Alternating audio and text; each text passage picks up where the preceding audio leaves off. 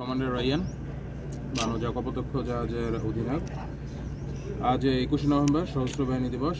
আপনারা জানেন এই দিনে 1971 সালে আমাদের মুক্তিকামী সাধারণ জনগণের সাথে সেনা, নৌ ও বিমান বাহিনীর বীর সেনারা মুক্তিযুদ্ধে ঝাঁপিয়ে পড়ে, যার ফলে আমাদের বিজয় ত্বরান্বিত হয়।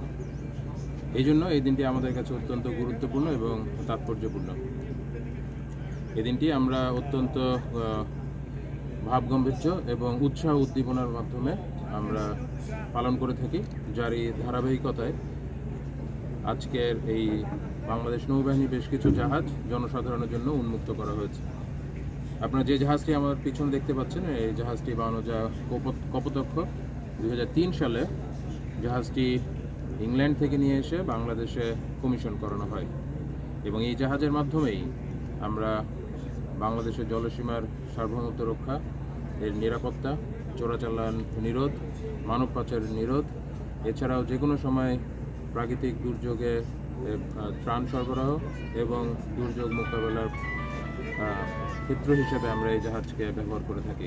এছাড়াও এই জাহাজের মাধ্যমেই আমরা দেশে এবং দেশের বাহিরে বিভিন্ন ধরনের মহড়ায় অংশগ্রহণ করে থাকি।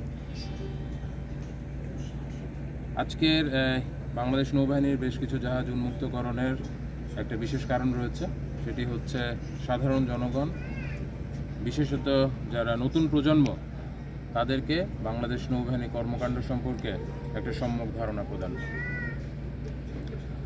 আমরা চাই আমাদের নতুন প্রজন্ম যেন দেশ মাতৃকার সেবায় নিজেকে নিয়োজিত করে এবং বাংলাদেশকে একটি সুখী সমৃদ্ধ দেশ হিসেবে গড়ে তোলার জন্য তারা যেন বাংলাদেশ নৌবাহিনীতে যোগদান করে, যার মাধ্যমে আমাদের দেশের নিরাপত্তা নিশ্চিত হবে এবং দেশ সামনের দিকে এগিয়ে যাবে।